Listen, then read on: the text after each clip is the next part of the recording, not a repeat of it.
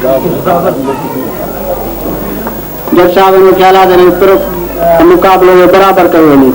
Primary school जो दौर हली वियो आहे ऐं ही प्रोग्राम 6, 7, 8 वरनि जे दरमियान थियो।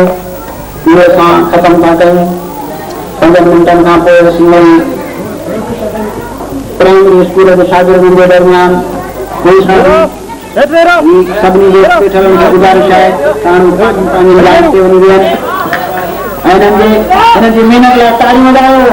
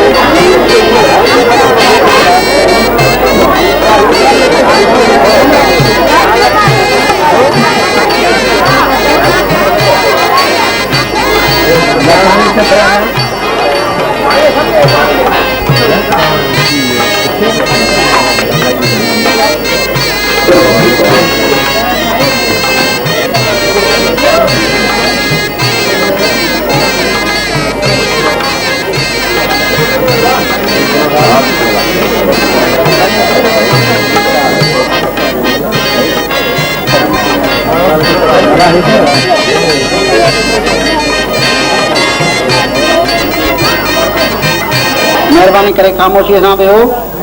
प्रोग्राम हलाइनि था। ही नंढड़ा साथी आहिनि जन पंहिंजी पाण महिनत करे ऐं तव्हांखे विंदुराइण लाइ खाका तयारु कया आहिनि। उहा खाकनि वारी टीम खे गुज़ारिश आहे त अची खाको पेश करे।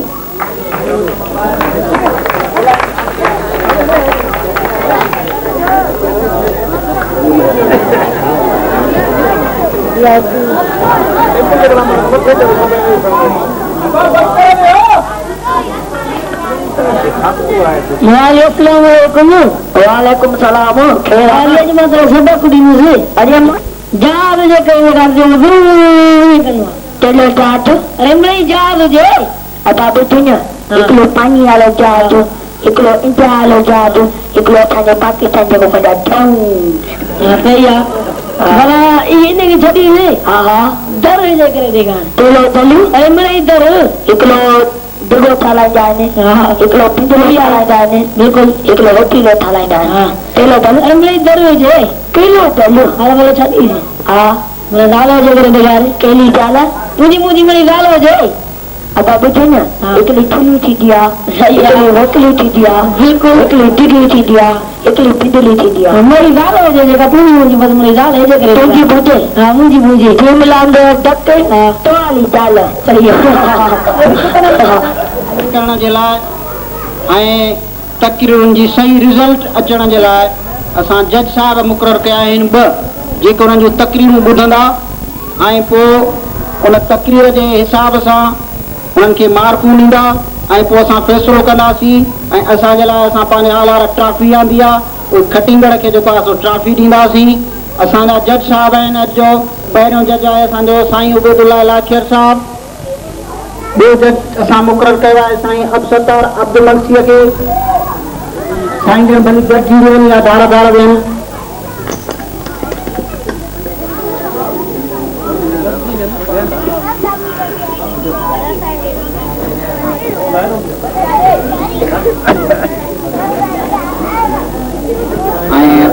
हिन प्रोग्राम में 4 स्कूल शरीक थी रहिया आहिनि।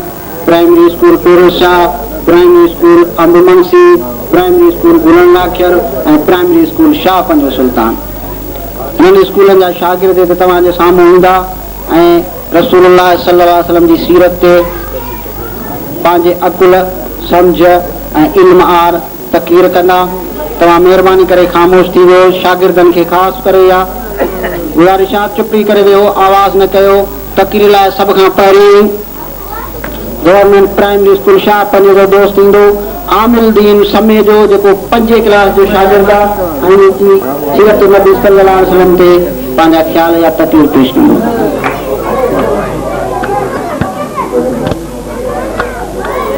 बिस्मिल्लाहिर्रहमानिर्रहीम।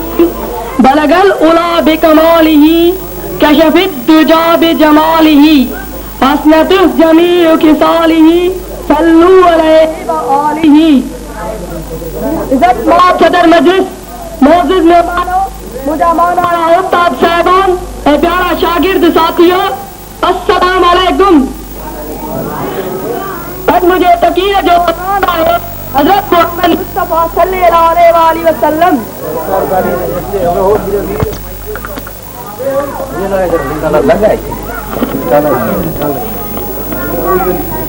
किते हुजूर पाक जी सीरत पाक एतिरो त मौज़ू वसी आहे जो दुनिया जा समुंड मस्त थियनि, उन मस्त नबी करीम जो शान लिखिया बयान कजे त मस्त ख़त्म थी वेंदी, पर तारीफ़ ख़त्म न थींदी।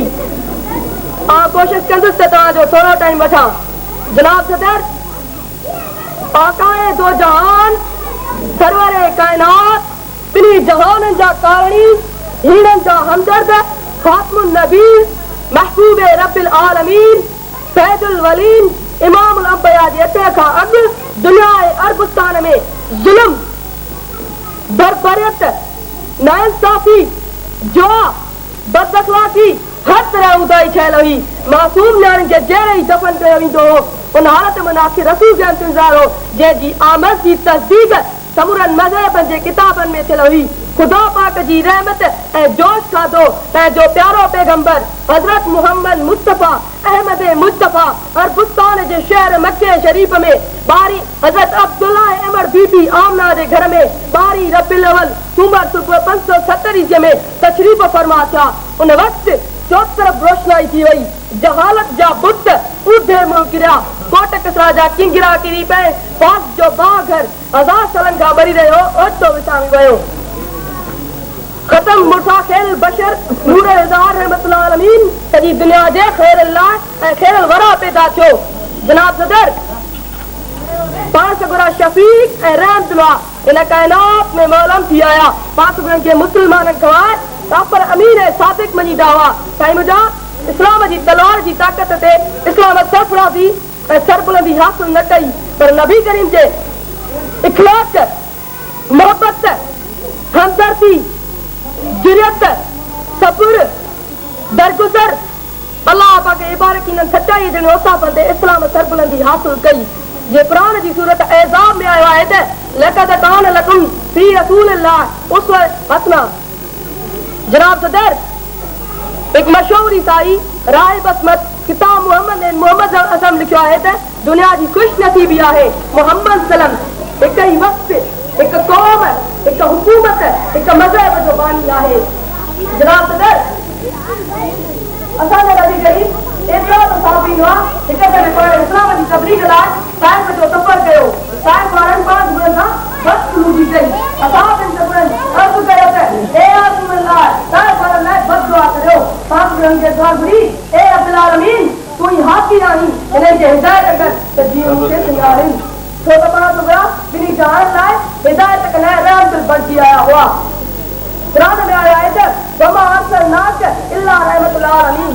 जनाब सदर, अजबुल विदा वारो कुत्तो इंसान लाइ क़यामत मुकम्मल मंशूर आहे, जंहिंमें चयल आहे त सभु आदम अलैहिस्सलाम जो औलाद आहियूं। अल्लाह हिकु आहे, हुई इबादत जे लाइक़ आहे। सभु मुस्लमान पाण में भाइर आहियूं। अरबीअ जी अजमीअ ते, अजमीअ जी अरबीअ ते, कारे जी गोरे ते, गोरे जी कारे ते का फ़र्क़ु न आहे। भलो उहो आहे जंहिंजा अमल ठीकु आहिनि। पाक गुरू फरमाए त मूंखां पोइ क़ुरान ऐं मुंहिंजी सुन्नत ते अलॻाद करे गुमराह न थींदा। क़ुरान में आयो आहे त तव्हां सभिनी उम्मतुनि मां बहितर उम्मत आहियो। तन रोज़ो बाट मदीने शरीफ़ जे गुंबद जे खज़ा आलिम आबशार आहे। आख़िर में आई शहर थी तकीर ख़त्म कंदुसि। जन मोहम्मद खे जफ़ाऊं ते ॾिनियूं, मुस्तफ़ा तन खे वफ़ाऊं ते ॾिनियूं। जन कई हुई दुश्मनी बे इंतहा, मुस्तफ़ा सल्लम खे दुआऊं ते ॾिनियूं।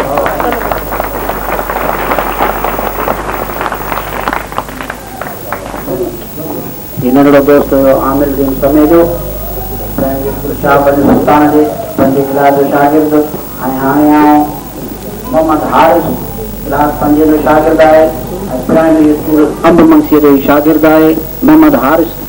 उनखे गुज़ारिश कंदुसि अची तक़रीर करे। मौजूदु आहे सीरत नबी या सीरत तैयबा सल्लल्लाहु अलैहि वसल्लम।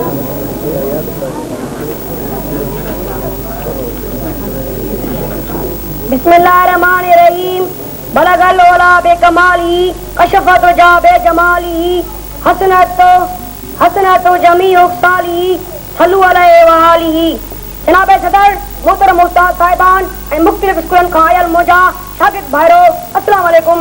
जनाब सदर सीरत नबीअ ते अॼु ताईं वॾनि साफ़रनि दानिशवरनि ऐं हकीमनि खे किताब लिखी मुहम्मद जे आशिक़नि मैं पान के यहाँ जी कोशिश करी उते मु नाचीज के कड़ी ताकत आ तो हुन हस्ती बाबत गलाया जिते धारा जड़ा दाबे वाला हसन जिते सिकंदर जड़ा सूर्य जिते मामून जड़ा मामू बात जकी पान के रोई जमीन जा माल समझन वा हुक्मरान जे आंगू जे जाए था फरक जा करेंडर हमार तो जमीन दास थी जो होयो ते जमीनी तकलीफ है ताज न कयो इंदो हो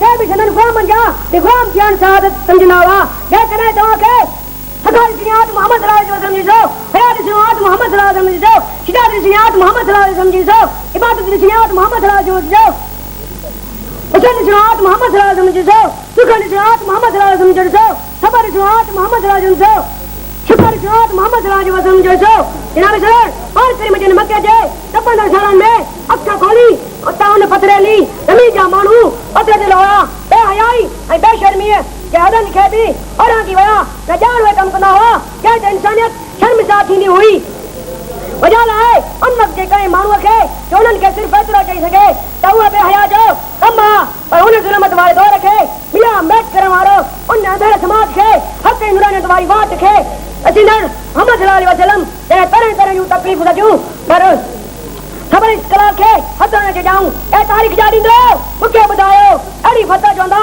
ये पान फाते जी सूरत में पक्के में दाखिल जनता जानी दुश्मन जे घर में पना वठनड़न ते अमान दियन था जे जे जयो ते सब खां और पान पंज घर वारन अमला कयो उन खां पोए उन बालगन के उन ते अमल कराए दुनिया के ई करे दिखायाऊं त पंजे नजरिए ते अमल हिन तरह कबो उन शख्सियत खां मुतासर थी कदन गैर मुस्लिम स्कॉलर जनन शख्सियत तालीम लिखा उन्हें मुझे न पेटे थोड़ा न कयो पलक पंजे कद बनाने की कोशिश कई उन ए मुसलमानों आई तो रूस या अमेरिका खां इजा था 1400 साल अब रूमाई फास जू हुकूमत में इने हूं सुपर पावर हूं पर कमजोर जिस्म ऐं बेहचार साबन ईमानी ताकत सां रूमाई फास के हमेशा हमेशा लाए सफ़ाहत तां पटा छड़ियो जनाब सदर अली दे कदा सा सिरत नबी जो हर रुख खां उदाल कयूं अवादी पर ना है जो असा पंजो बाजी जो मुया शान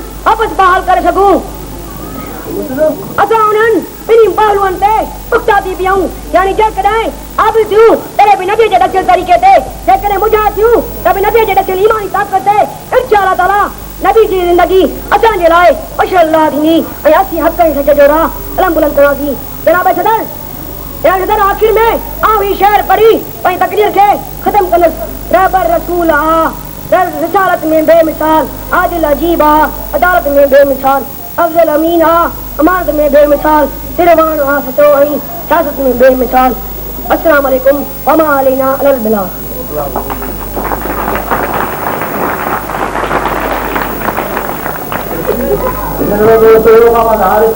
हिंदुस्तान प्राइमरी स्कूल अमन कराए ऐं हाणे असांजो ॿियो दोस्त तकलीफ़ कराए मोहम्मद बशीर याकिर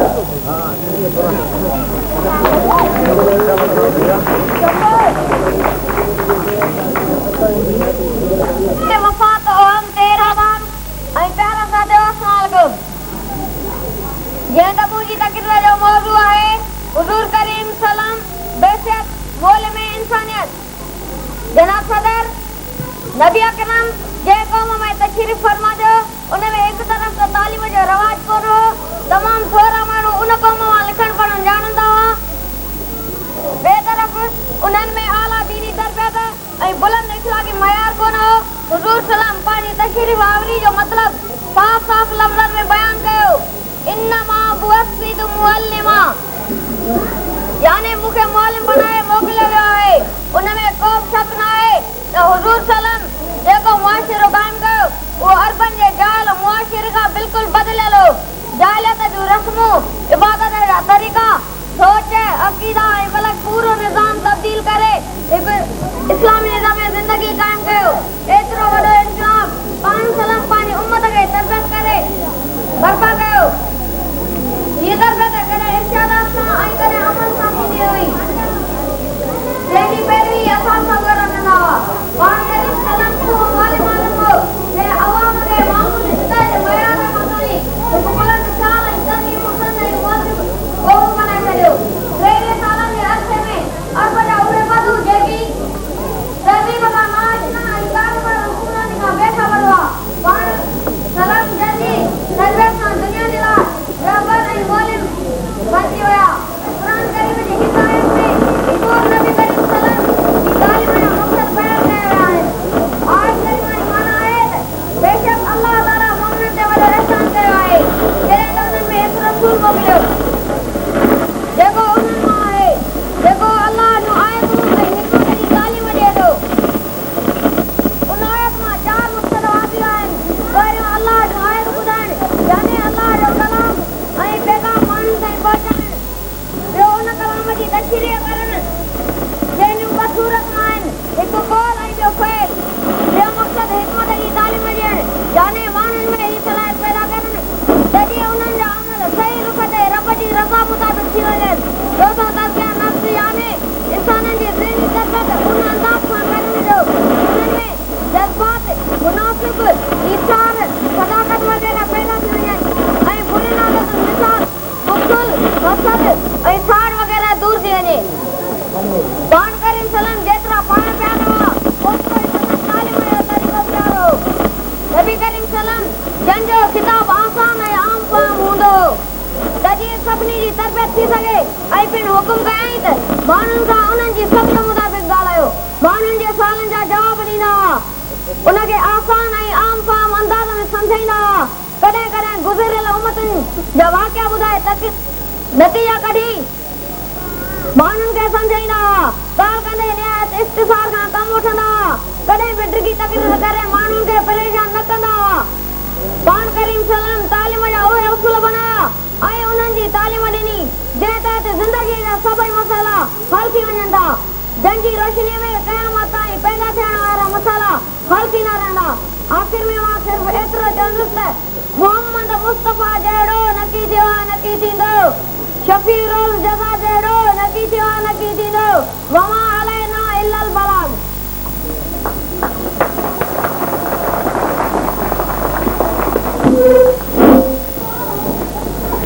नंढड़ो साथी मोहम्मद बशीर लाठर पंहिंजे ग्राह जो शागिर्द हो ऐं हुनजो तालुक़ प्राइमरी स्कूल बुरान लाठर सां हुयो ऐं हाणे प्राइमरी स्कूल कोरे सां जो नंढड़ो शागिर्द 5वीं क्लास जो ख़ादिम हुसैन खे गुज़ारिश आहे त हू स्टेज ते अचे ऐं अची तक़रीर करे। ख़ादिम हुसैन खोखर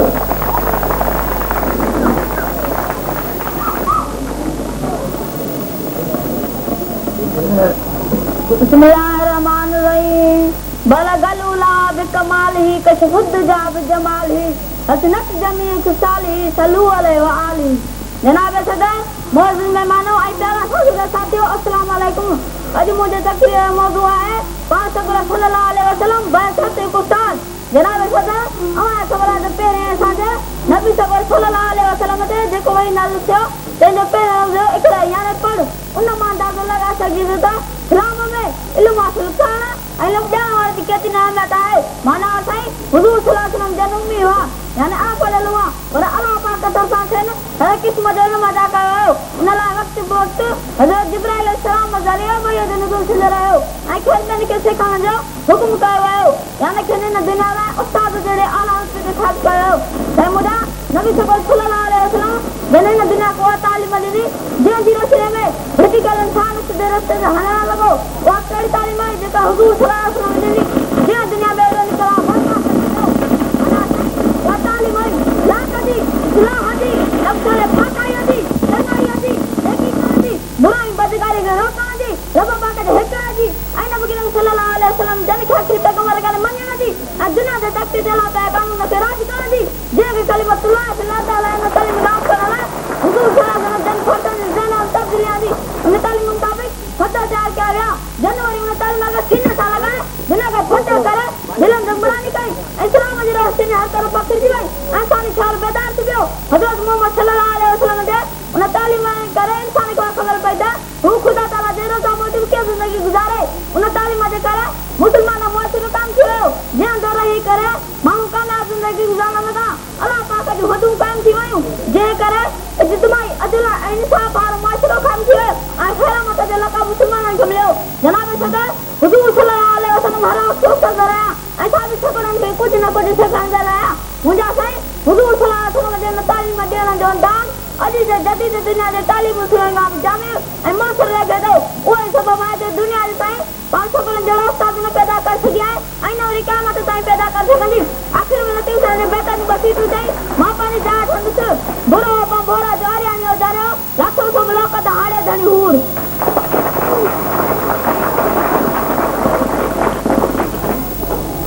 आई नगरो साथियों खादिम हुसैन खोकर 5वीं क्लास जो प्राइमरी स्कूल पढ़े था हो तकरीर जे पुछे जे दुनिया के पहुंचे तो उन खां पोइ असां कोई प्रोग्राम जो सिलसिलो शुरू कंदासीं प्राइमरी वारनि जे लाइ जेसि ताईं असीं पंहिंजे टेबल सेट कयूं तेसि ताईं जज साहिबान खे गुज़ारिश आहे त जल्दी रिज़ल्ट ॿुधाइनि त जीअं असां हुनखे इनाम ॾेई सघूं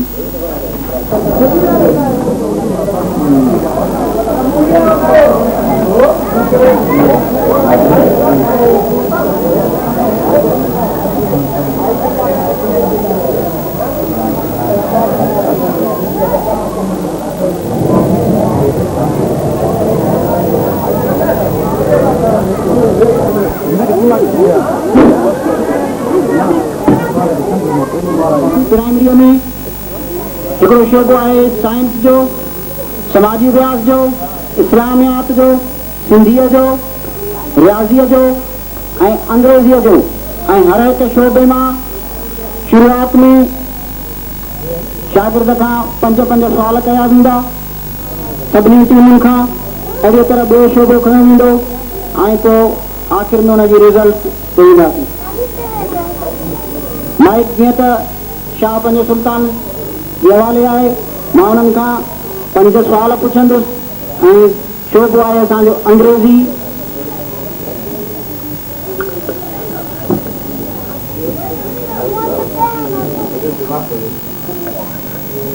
अंग्रेज़ीअ में हुननि खां पहिरियों सुवाल आहे शाह 5 वारनि खां त गुल गोभीअ खे अंग्रेज़ीअ में छा चइबो आहे वाटरमेलन जवाब ग़लति आहे कालीफ्लावर हाणे जवाब ग़लति अची वियो आहे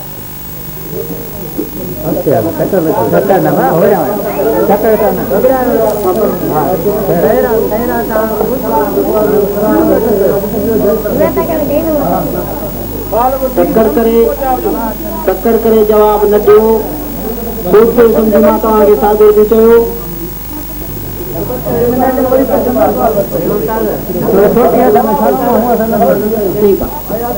हाणे तव्हां खां ॿियो सुवाल आहे अंग्रेज़ी जो सुवाल आहे ख़्याल सां ॿुधो what is the name of our province The name of our province is Sindh.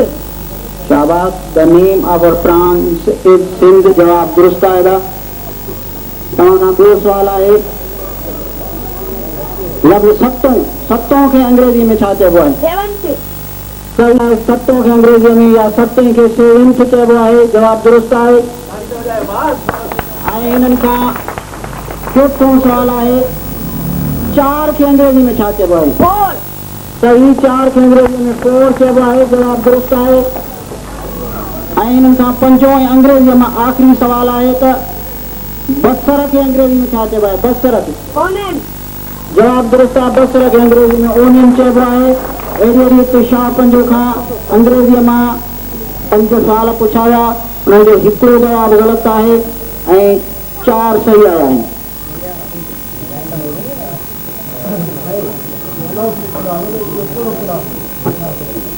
Class mix आहिनि को शायदि 3 दर्जे जो हूंदो को 5 दर्जे प्राइमरी लेवल जा आहिनि हा प्राइमरी लेवल जा आहिनि थी सके तो को 3 क्लास जो जेको चौथी जो को 5 जो अटकला के गुजारिश है थोरो हेॾे अचनि। प्राइमरी स्कूल अंबुमंसी शागिर्दनि खां बि 5 सुवाल पुछिया वेंदा ऐं शोबो साॻियो आहे अंग्रेजी। सुवाल नंबर पहिरियों आहे, ध्यान सां ॿुधो ऐं सम्झी सोचे जवाब ॾियो। टर्टल, टर्टल माना कुमिया कच्छू। शाबाश, टर्टल माना कुमिया कच्छू, जवाब दुरुस्त आहे। सुवाल नंबर 2 आहे, रॉक माना रॉक, पत्थर। पत्थर पण, जवाब दुरुस्त आहे। हिननि खां टियों सुवाल आहे त गजर खे अंग्रेजीअ में छा चइबो आहे? कैरेट। कैरेट माना गजर, जवाब दुरुस्त आहे। हिननि खां चौथों सुवाल आहे त with what do you eat? That I ate with my mouth. जवाब दुरुस्त आहे। आई ईट विथ माय माउथ, चौथों जवाब भी बराबर निकितो, दुरुस्त निकितो। ऐं हिननि खां पंजों सुवाल आहे, what are you by caste? That I am monkey by caste. जवाब दुरुस्त आहे, I am monkey by caste. हिन जा 5 जवाब दुरुस्त निकिता।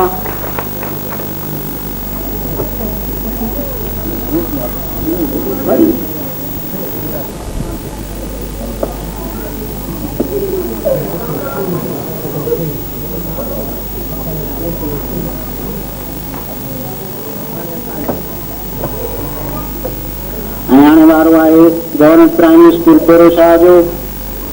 इन खां बि 5 सुवाल पुछा कया वेंदा। पहिरियों सुवाल आहे, where our prophet was born? Our prophet was born in Makkah. जवाब दुरुस्त आहे, our prophet was born in मक्का। तकर न कयो, जवाब सही सोचे समझी जो। सुवाल नंबर 2 आहे तव्हां खां, what is the name of our prophet? The name of our prophet is Hazrat Muhammad sallallahu alaihi wasallam. जवाब दुरुस्त आहे। सुवाल नंबर 3 आहे, हु इज आवर प्रॉफिट? हु is Our prophet is Hazrat Muhammad sallallahu alaihi wasallam. जवाब दुरुस्त आहे।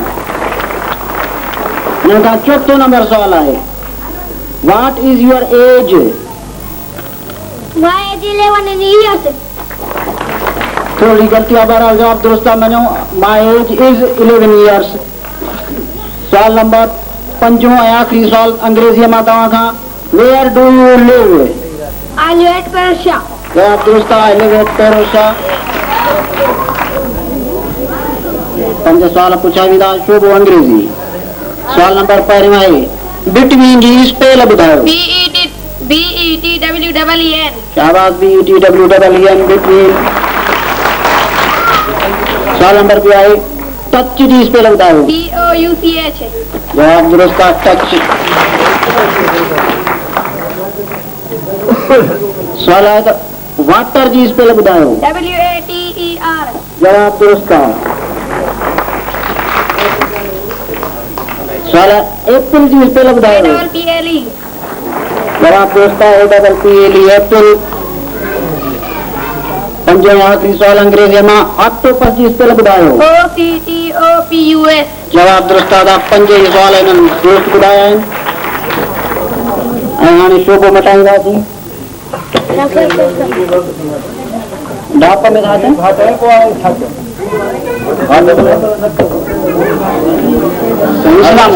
इस्लाम है। हाणे शोबो आहे इस्लामियात ऐं वारो आहे गवर्नमेंट प्राइमरी स्कूल शाहगंज सुल्तान जो। सुवाल आराम सां